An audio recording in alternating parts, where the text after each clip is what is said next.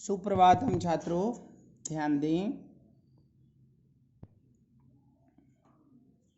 हम लोग पुनर्मिलन जयशंकर प्रसाद के पुनर्मिलन पर चल रहे थे। आगे बढ़ते हैं। श्रद्धा रुकी, कुमार शांत था, मिलता है विश्राम वहीं। चली इड़ा के साथ जहां परवाह निशिका प्रज्वलित रही। सहसा दद की वेदी ज्वाला, मंडप आलोकित करती। कामायनी देख पाई, कुछ पहुंची उस तक डग भरती। ध्यान दें।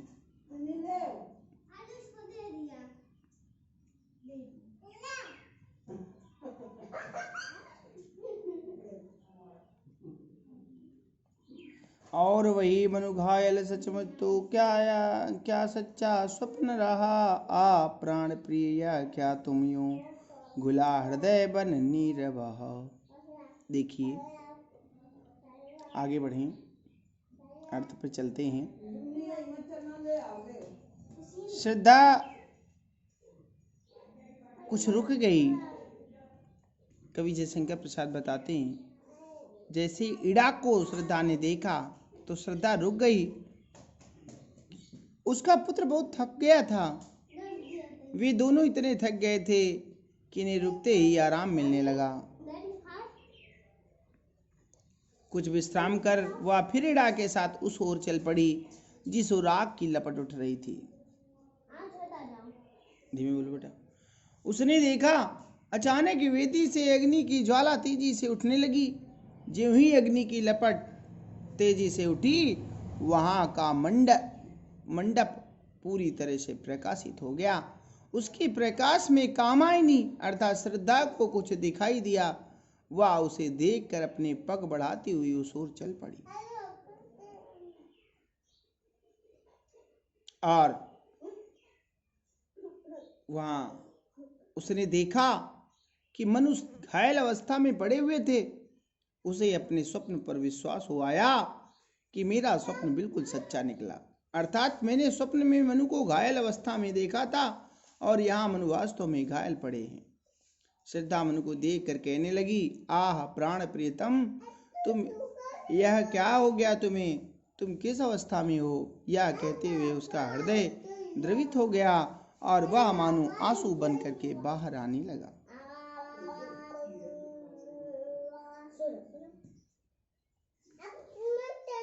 इड़ाचकित श्रद्धा बैठी वाती, मन को सहलाती। अनुलेपन सा मधुर स्पर्श था, व्यथा भला क्यों रह जाती।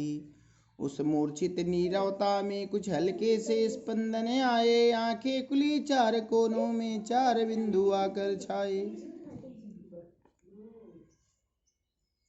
पुनः देखें, जयशंकर प्रसाद बताते हैं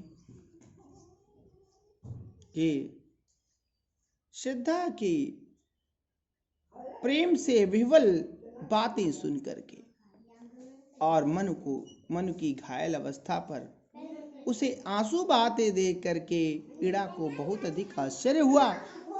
श्रद्धा का कोमल स्पर्श उबटन के समान सुखद था।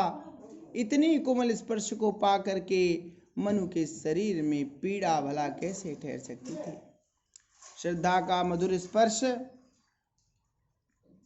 पाते ही मनु के अचेतन शरीर में धीरे धीरे चेतना आना प्रारंभ हो गई। मूर्छा दूर होने पर मनु ने अपनी आंखें खोल दी। दोनों के नेत्र परस्पर मिले। दोनों की आंखों के चारों कोनों में आंसुओं की चार बूंदें छलछलाने लगी।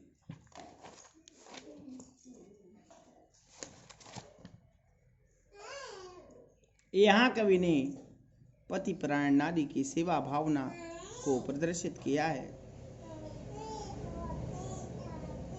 श्रृंगार रस, माधुर्य गुण, उपमा अलंकार, परिमार्जित खड़ी बोली।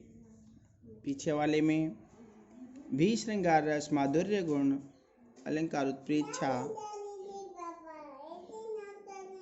खड़ी बोली।